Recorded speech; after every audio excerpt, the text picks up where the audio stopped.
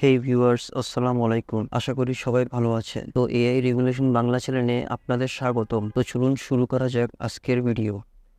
বন্ধুরা, রোবোটিক্সের জগতে চীন সম্প্রতি এক অভাবনীয় বিপ্লব ঘটিয়েছে। তারা বাজারে এনেছে তিয়াঙ্গন 3 নামে একটি পূর্ণাঙ্গ হিউম্যানয়েড বা মানব সদৃশ রোবট। এই রোবটটি কেবল দেখতে মানুষের মতো নয়, এটি তার পুরো শরীর দিয়ে স্পর্শ অনুভব করতে পারে এবং অত্যন্ত গতিশীল ভাবে নিজেকে নিয়ন্ত্রণ করতে পারে। শুধু তিয়াঙ্গন নয়, গিক প্লাস কোম্পানি জেনো 1 নামে একটি গুদাম রোবট উন্মোচন করেছে। এটি মূলত বড় বড় লজিস্টিক সেন্টারে মানুষের হাড়ভাঙা খাটুনি বা শ্রম প্রতিস্থাপনের জন্য তৈরি করা হয়েছে। অন্যদিকে টেক জায়ান্ট আলিবাবা নিয়ে এসেছে রিন ব্রেন নামে একটি শক্তিশালী এআই মডেল। এই মডেলটি রোবোটিক্সের সব পুরনো রেকর্ড ভেঙে দিয়েছে এবং এমনকি গুগল এবং এনভিডিয়ার মতো জায়ান্টদের মডেলকেও পেছনে ফেলে দিয়েছে। প্রযুক্তির দৌড় এখন কোথায় পৌঁছেছে একবার চিন্তা করুন। বিজ্ঞানীরা এখন ধানের দানার চেয়েও ছোট একটি সেন্সর তৈরি করেছে। এই ক্ষুদ্র সেন্সরটি রোবটকে 100 থেকে 180 ডিগ্রি পর্যন্ত দেখার ক্ষমতা এবং এক ধরনের ঘ্রাণ নেওয়ার শক্তি দেয়। তবে সবচাইতে অবাক করা খবর আসছে রাশিয়া থেকে। সেখানে একটি স্টার্টআপ কোম্পানি নিউরাল ইমপ্ল্যান্ট এবং জিপিএস ব্যবহার করে সাধারণ কবুতরকে মস্তিষ্ক নিয়ন্ত্রিত এআই ড্রোনে রূপান্তর করেছে। এই ড্রোনগুলো মূলত নজরদারির কাজে ব্যবহার করা হবে। বিজ্ঞানের এই অগ্রযাত্রা সত্যি রোমাঞ্চকর। আজকে মূল আলোচনা শুরু করা যাক তিয়াংরং দিয়ে, কারণ এই রোবটটি প্রযুক্তির জগতে নতুন এক মানদণ্ড তৈরি করেছে। এটি তৈরি করেছে এক্স হিউম্যানয়েড নামক একটি সংস্থা। তাদের লক্ষ্য খুব পরিষ্কার। তারা এমন এক প্ল্যাটফর্ম তৈরি করতে চায় যা ডেভেলপার, কারখানা এবং বিভিন্ন কোম্পানি কোনো জটিলতা ছাড়াই ব্যবহার করতে পারবে। তিয়াঙ্গন 3 কেবল ল্যাবে ব্যবহারের জন্য নয়, এটি বাস্তব পরিবেশে কাজ করার জন্য তৈরি। এর সবচেয়ে বড় বৈশিষ্ট্য হলো টাচ ইন্টারেক্টিভ এবং পুরো শরীরের ওপর নিখুঁত নিয়ন্ত্রণ। সহজ ভাষায় বলতে গেলে এই রোবটটি স্পর্শ অনুভব করতে পারে। এটি কেবল স্পর্শ বুঝতেই পারে না, বরং তাৎক্ষণিকভাবে তার প্রতি প্রতিক্রিয়া দেখায়। নড়াচড়া করার সময় এটি নিজের পুরো শরীরের মধ্যে চমৎকার সমন্বয় সাধন করতে পারে, যা আগে দেখা যায়নি।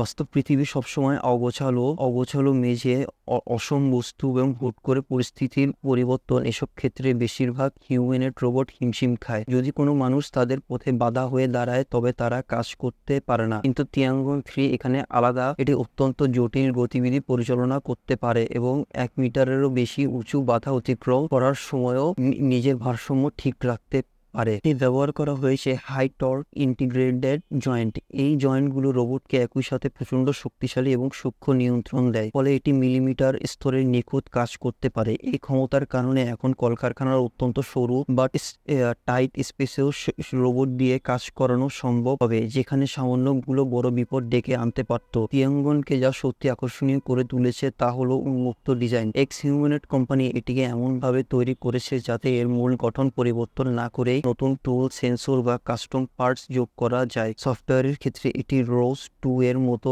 সাধারণ রোবোটিক্স মান বা আধুনিক নেটওয়ার্কিং প্রোটোকল সাপোর্ট করে। এর মানে ডেভেলপাররা সিস্টেমটি ভেঙে না ফেলেই এর উপর নতুন কিছু তৈরি করতে পারবে। সবচেয়ে মজার বিষয় হলো এতে একটি লো কোড ডেভেলপমেন্ট পরিবেশ আছে, অর্থাৎ আপনাকে খুব জটিল কোডিং না জানলেও চলবে। এটি প্রমাণ করে যে এই রোবটটি কেবল বড় বড় গবেষণাগারের জন্য নয়, বরং সাধারণ মানুষের জন্য তৈরি। কালারে তিয়াঙ্গন চলে হুইস স্কাই এমবেডেড ইন্টেলিজেন্স প্ল্যাটফর্মের ওপর ভিত্তি করে। এর কাজ করার ধরনটি বেশ চমকপ্রদ। এতে দুটি মস্তিষ্ক কাজ করে। ছোট মস্তিষ্ক যা তাৎক্ষণিক গতি নিয়ন্ত্রণ এবং রিয়েল টাইম রেসপন্স সামলায়। দ্বিতীয়টি হলো বৃহৎ মস্তিষ্ক, যা উচ্চস্বরের যুক্তি বা বড় কোনো পরিকল্পনার কাজ করে। এই দুটি মস্তিষ্ক একটি বন্ধু লুপের মতো একসাথে কাজ করে, যা রোবটের দেখা, সিদ্ধান্ত নেওয়া এবং কাজ করার ক্ষমতাকে এক সুতায় গেঁথে দেয়। এই আর্কিটেকচারটি একইভাবে অন্যান্য রোবটের সাথে সমন্বয় করে কাজ করার সুযোগ দেয়। একটি কেন্দ্রীয় এআই অনেকগুলো তিয়াঙ্গন রোবটকে একসাথে পরিচালনা করতে পারে, তাদের দক্ষতা ভাগ করে দিতে পারে এবং পরিস্থিতি বুঝে আচরণ বদলে দিতে পারে। এভাবে রোবট প্রযুক্তিকে বড় পরিসরে নিয়ে যাওয়া সম্ভব হচ্ছে। তিয়াঙ্গন যখন সাধারণ ব্যবহারের জন্য তৈরি হচ্ছে, তখন গিক প্লাস নির্দিষ্ট লক্ষ্য নিয়ে কাজ করছে। তারা উন্মোচন করেছে জেনো 1, যা মূলত গুদাম বা ওয়্যার হাউস পরিচালনার জন্য তৈরি একটি বিশেষ রোবট। আমরা জানি বছরের পর বছর অটোমেশন চললেও গুদামের ভেতরে মাল বাছাই করা, প্যাকিং করা বা বক্স সরানোর মতো কাজে এখনো প্রচুর মানুষ লাগে। পরিসংখ্যান বলছে গুদাম পরিচালনার খরচের অর্ধেকেরও বেশি ব্যয় হয় এই মানুষের শ্রমের পিছনে। জেনো 1 ঠিক এই সমস্যার সমাধানের জন্যই তৈরি হয়েছে। এটি চলে গ্রিক ক্লাস ব্রেন এর উপর, যা হাজার হাজার বাস্তব গুদাম ডেটা এবং সিমুলেশনের মাধ্যমে প্রশিক্ষিত। এই রোবটটির কিছু অসাধারণ ক্ষমতা রয়েছে। নাম্বার 1, বহুমুখী দৃষ্টিশক্তি, যা একে চারপাশের পরিবেশ সম্পর্কে স্বচ্ছ ধারণা দেয়। নাম্বার 2, 3 আঙ্গুলের হাত, যা দিয়ে যে কোনো বস্তু খুব সাবলীলভাবে ধরা যায়। নাম্বার 3, দ্বৈত বাহু, যা মানুষের পাশে থেকে অত্যন্ত নিরাপদে এবং ধারাবাহিকভাবে কাজ করতে পারে। জেনো 1 রোবটে একটি সমস্ত চমৎকার প্রযুক্তি ব্যবহার করা হয়েছে, যাকে বলা হয় ভিশন ল্যাঙ্গুয়েজ অ্যাকশন মডেল। এটি মূলত 2টি স্তরে কাজ করে। এক, ধীর স্থির, এটি বড় পরিকল্পনা বা জটিল কাজগুলো বোঝার কাজ করে। 2, দ্বিতীয় স্তর, দ্রুত স্তর, এটি পরিবেশের পরিবর্তনের সাথে সাথে তাৎক্ষণিকভাবে প্রতিক্রিয়া দেখায় এবং দ্রুত নড়াচড়া নিশ্চিত করে। এই দুয়ের সমন্বয়ে রোবটটি বারবার প্রোগ্রামিং ছাড়াই প্যাকিং থেকে শুরু করে মাল বাছাই বা পরিদর্শনের কাজ মুহূর্তের মধ্যে পরিবর্তন করতে পারে। এটি গিগ প্লাসের অন্যান্য স্বায়ত্তশাসিত রোবটদের সাথে মিলে একটি স্মার্ট ইকোসিস্টেম তৈরি করে, যেখানে পুরো গুদামটি একটি মাত্র বুদ্ধিমান প্ল্যাটফর্মের অধীনে চলে। এমনকি ফরচুন 5000 কোম্পানিগুলোও এই সিস্টেমটি যাচাই করে ইতিবাচক সংকেত দিয়েছে। এর মানে হলো হিউম্যানয়েড রোবট এখন আর পরীক্ষামূলক পর্যায়ে নেই, তারা সরাসরি ব্যবসায় প্রবেশ করছে। রোবটকে আরও উন্নত করতে হলে তাদের উন্নত ইন্দ্রিয় বা সেন্সরের প্রয়োজন। আর এখানে চীনা একাডেমি অফ সায়েন্সের গবেষকরা একটি অবিশ্বাস্য সাফল্য পেয়েছেন। তারা ফলের মাছি থেকে অনুপ্রাণিত হয়ে একটি কৃত্রিম যৌগিক চোখ তৈরি করেছেন, যার প্রস্থ মাত্র 1.5 মিলিমিটার। এই ক্ষুদ্র সেন্সরটি রোবটকে সামনে এবং পাশে প্রায় 180 ডিগ্রি দেখার ক্ষমতা দেয়, ফলে রোবটকে মাথা না ঘুরিয়ে সব দিকের বাধা বা মুভমেন্ট শনাক্ত করতে সাহায্য করে। এই প্রকৌশলটি সত্যি অদ্ভুত। অতি নির্ভুল লেজার প্রিন্টিং এর মাধ্যমে দানার চেয়েও ছোট জায়গায় 1000-এরও বেশি ক্ষুদ্র ভিজুয়াল ইউনিট বসানো হয়েছে। ধুলাবালি বা আর্দ্রতা থেকে লেন্স রক্ষা করতে এতে মাইক্রোস্কোপিক লোমের মতো কাঠামো যুক্ত করা হয়েছে। গবেষকরা এখানে থেমে থাকেননি, তারা এই সেন্সরের সাথে একটি রাসায়নিক সংবেদনের সাথে যুক্ত করেছেন। এটি রঙের পরিবর্তনের মাধ্যমে বিপজ্জনক গ্যাস শনাক্ত করতে পারে। অর্থাৎ একটি ক্ষুদ্র রোবট এখন একই সাথে গতি ট্র্যাক করতে পারবে, বাধা এড়াতে পারবে এবং বিপজ্জনক রাসায়নিক শনাক্ত করতে পারবে। এই রোবটের ওজন অনেক কমিয়ে দেয়, যা ছোট ড্রোন বা ক্ষুদে রোবটদের জন্য আশীর্বাদ স্বরূপ। প্রোটোটাইপ পরীক্ষায় দেখে যে এটি সফলভাবে একাধিক দিক থেকে আসল লক্ষ্যবস্তু শনাক্ত করতে পারছে। যদিও এখন রেজলিউশনের ইস্যুটা কম, তবে ভবিষ্যতে এটি রোবটকে এমন সব জায়গায় নিয়ে যাবে যেখানে মানুষের যাওয়া অসম্ভব। বন্ধুরা, এতক্ষণ আমরা শরীর বা ইন্দ্রিয় নিয়ে কথা বললাম, এবার আসুন কথা বলি সেই মস্তিষ্ক নিয়ে যা এই সব কিছুকে নিয়ন্ত্রণ করে।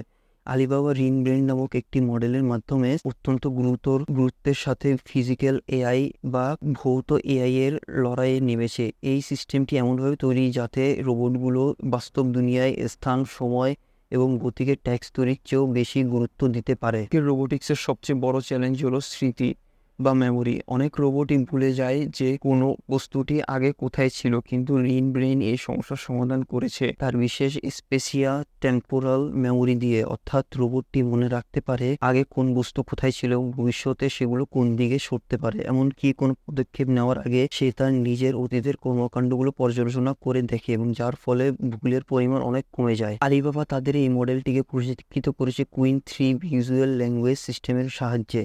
এর বিশেষ আর্কিটেকচারের কারণে প্রশিক্ষণের গতি হয়েছে দ্বিগুণ। গ্রিন ব্রেনের ফ্ল্যাগশিপ ভার্সনটিতে প্রায় 30 বিলিয়ন প্যারামিটার রয়েছে, তবে কাজ করার সময় এটি তার সবটুকু শক্তি ব্যবহার না করে শুধুমাত্র প্রয়োজনীয় অংশটুকু সক্রিয় রাখে। এতে রোবটের গতি যেমন বাড়ে, তেমনি ব্যাটারি বা শক্তির অপচয়ও কমে। আলিবাবা দাবি করেছে যে রিং ব্রেন ইতিমধ্যে 16টি ভিন্ন ভিন্ন পরীক্ষায় গুগল এবং এনভিডিয়া মতো জায়ান্টদের রেকর্ড ভেঙে দিয়েছে। এখন যে খবরটি দেব সেটি আপনাকে অত্যন্ত একবার থামতে বাধ্য করবে। রাশিয়ার একটি স্টার্টআপ কোম্পানি যার নাম ন্যারো দাবি করেছে যে তারা সাধারণ পায়রাকে মস্তিষ্ক নিয়ন্ত্রিত নজরদারি ড্রোনে রূপান্তর করেছে। নিউরোসার্জারির মাধ্যমে পায়রার মস্তিষ্কের নির্দিষ্ট অংশে মাইক্রোস্কোপিক ইলেকট্রোড বসিয়ে দিয়েছে। পায়রার পিঠে থাকে একটি ছোট ব্যাগ যাতে নেভিগেশন হার্ডওয়্যার, কন্ট্রোলার এবং সোলার প্যানেল থাকে, আর বুকে লাগানো থাকে ক্যামেরা। অপারেটররা বৈদ্যুতিক সংকেত পাঠিয়ে পায়রাটিকে নির্দিষ্ট রুটে ওড়াতে পারে। এটি জিপিএস এর মাধ্যমে রিয়েল টাইমে ট্র্যাক করা যায়। এই পায়রাগুলো দিনে প্রায় 300 মাইল উঠতে পারে। এদের কোনো আলাদা ট্রেনিং লাগে না এবং কমান্ড দিলেই এরা নির্দিষ্ট জায়গায় ফিরে আসে। ন্যারো যুক্তি দিয়েছে যে ড্রোনের তুলনায় পায়রা ব্যবহারের অনেক সুবিধা আছে। এদের আলাদা করে ব্যাটারি লাগে না, এরা শহরের পরিবেশে মিশে যেতে পারে এবং খারাপ আবহাওয়ায় ড্রোন যখন উঠতে পারে না তখন পায়রা অনায়াসে কাজ করতে পারে। তারা এখনই এই প্রযুক্তি কাক বা আলবাট্রোসের মতো বড় পাখিদের ওপর ব্যবহার করার কথা ভাবছে। তবে বিষয়টি অবশ্যই নৈতিক এবং নিরাপত্তার দিক থেকে অনেক চিন্তার উদ্রেক করে। প্রাণী, রোবট এবং এআই এর মধ্যবর্তী পার্থক্য এখন ক্রমেই ঝাপসা হয়ে যাচ্ছে। আজ যদি পায়রা হয়, তবে কাল কি মৌমাছি, মশা বা বিড়ালকে এভাবে ড্রোনে রূপান্তর করা হবে না? মজার বিষয় হলো, কোথাও হয়তো অলরেডি বিড়ালের জন্য একটি স্টার্টআপ কাজ শুরু করে দিয়েছে। কল্পনা করুন, D3 1000 autonomous night patrol mode সম্পূর্ণ একটি বিড়াল, যার আছে সাইলেন্ট মুভমেন্ট এবং ভয়ঙ্কর সব সেন্সর। আর হ্যাঁ, তার ফার্মওয়্যার আপডেট হয়তো কোনো কারণ ছাড়াই রাত 3টায় সক্রিয় হয়ে যাবে। বিজ্ঞানের এই দ্রুত গতি আমাদের জীবনকে যেমন সহজ করছে, তেমনি কিছু বড় প্রশ্ন ছুড়ে দিচ্ছে। প্রযুক্তির এই জয়গান আর নৈতিকতার সীমানা কে জিতবে শেষ পর্যন্ত? আপনাদের কি মনে হয়, এই অদ্ভুত ভবিষ্যৎ কি আমাদের জন্য নিরাপদ? অবশ্যই কমেন্টে আপনাদের মতামত জানান।